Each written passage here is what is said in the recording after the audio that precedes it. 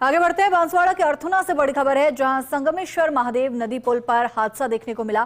यात्रियों से भरी नाव नदी में पलट गई। 12 लोग इस नाव में सवार थे। 8 लोग तैरकर बाहर निकले और लोगों से सहायता मांगी। 4 लोगों के नदी में डूबने की सूचना मिल रही है, तो वही मौके पर गढ़ी डीएसपी बाबूलाल रैगर मौजूद हैं। स्थानीय गोताखोर और सिविल डिफेंस की टीमें इन 4 लोगों की तलाश में जुटी हैं। अर्थुना पुलिस भी तलाश कर रही है, तो वही हादसे के बाद मौके पर बड़ी संख्या में ग्रामीण भी मौजूद हैं।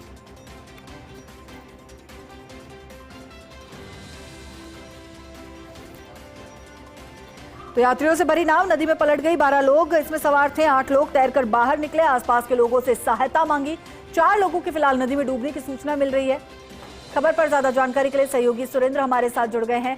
सुरेंद्र, नाव के नदी में पलटने की खबर सामने आ रही है, क्या कुछ प्रयास किए जा रहे हैं? रेस्क्यू किस तरह से किया जा रहा है? बिल्कुल हेमाद्री, देखिए जिस तरीके से आनंदपुरी उपखंड के ये जो संगमेश्वर महादेव मंदिर है, यहीं से राजस्थान का पहला हैंगिंग ब्रिज है। और ये जो घटनाक्रम हुआ है, दरअसल लोग जो है वो एक ही नाव में बैठ करके 10-12 लोग पिकनिक मनाने पहुंचे थे। दरअसल यहाँ पर एक बहुत ही प्राचीन, जो कि 500 साल पुराना शिव जी का मंदिर है, जो कि अधिकतर जो है वो पानी में डूबा रहता है।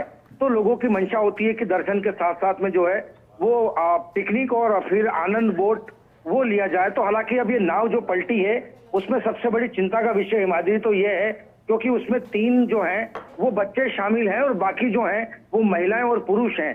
हालांकि अभी तक जो है वो एक बच्चा और 2 पुरुष, इनकी अब तक जो है वो सुराग नहीं लग पाया। बाकी लोग जो है वो तैर करके किनारे पहुंचे हैं और किनारे पहुंचने के बाद देखिए मौके पर जो है वो डिप्टी बाबूलाल रैगर पहुंचे हैं, अर्थुना थाना के एसएचओ पहुंचे हैं, आनंदपुरी थाना एसएचओ पहुंचे हैं। लगभग 2 थाने का जाब्ता है और एक डिप्टी की पूरी टीम है। इसी के साथ साथ एसडीआरएफ की टीम भी जो है वो तुरंत प्रभाव से मौके पर पहुंची है। रेस्क्यू जो है वो भी हाल फिलहाल में जारी है। लेकिन कहा जा रहा है कि जिस तरीके से अगर पानी में अगर कोई हादसा होता है तो निश्चित तौर पर बॉडी अगर पानी में है तो उस बॉडी को वापस ऊपर आने में लगभग जो है वो 10 से 12 घंटे या 24 घंटे का वक्त लगता है। हालांकि अब तक जो है वो 3 लोगों के डूबने की आशंका बताई जा रही है। हालांकि अब वो लोग तैर करके निकले हैं या डूबे हैं, ये एक जांच का विषय है। लेकिन चिंता सबसे खास बात यह कि 2 बच्चे उसमें शामिल हैं। अब पूरी घटना जो है वो कम से कम दयनीय स्थिति में ये आ जाती है, क्योंकि यहाँ पर बच्चे कहीं न कहीं इसका शिकार हुए हैं माधुरी। तो निश्चित तौर पर प्रशासन का भी एक प्रयास रहता है कि जल्दी से जल्दी जो है वो जो डूबे हैं उनकी तलाश की जाए। और इसी के साथ साथ जो है वो अगर ऐसी कोई अनहोनी घटना बड़ी हुई है, चाहे वो डूबने वाली स्थिति है, तो वो बॉडी रिकवर करने वाली बात होगी।